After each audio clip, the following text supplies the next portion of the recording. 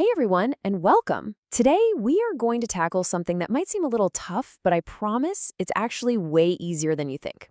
We're going to learn how to write a simple, perfect paragraph in English about a trip you've taken. So let's jump right in. So let me ask you something.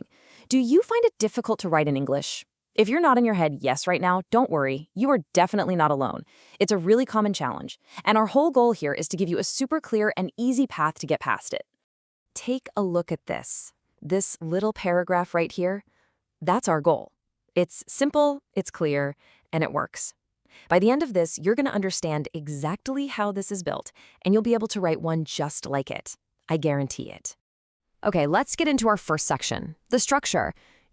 Every good paragraph, just like a good road trip, needs a map. And for us, that map has just 3 key parts. Super simple.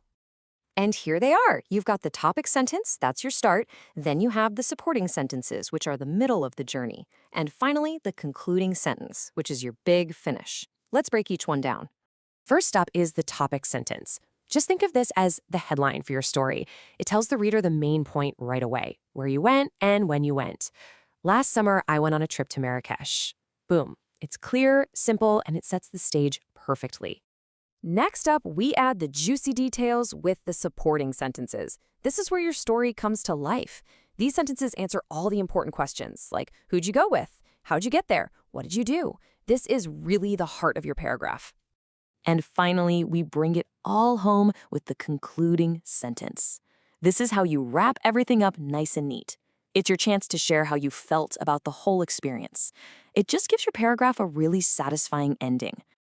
So, we've got the blueprint, but, every builder needs a good toolbox, right? So let's look at the essential words and the one simple grammar rule you're going to need to build this thing.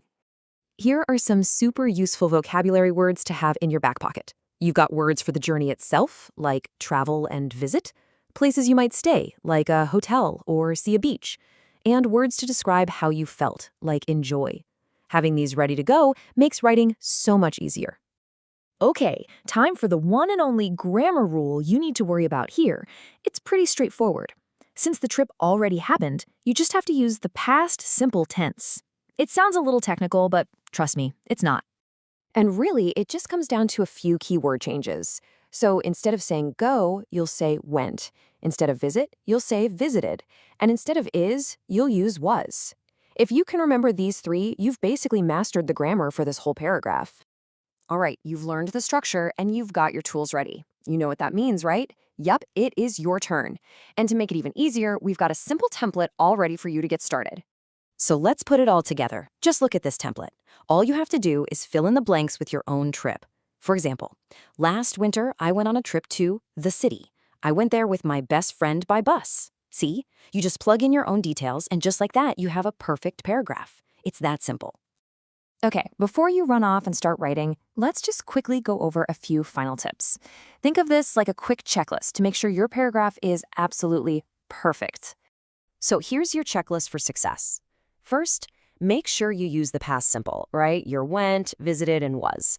Second, remember, one paragraph is for one main idea, just the trip. Keep it focused. Also, 5 to 7 sentences is totally fine. You don't need to write a novel. Use simple, clear words. And last but not least, always give it a quick read through when you're done. And there you have it. You are officially ready to write. You've got the structure, you've got the words, you've got the number 1 rule, you have everything you need. So the only question left is the one you see right here. What's the first trip you're going to write about? Go on, give it a shot. You've got this.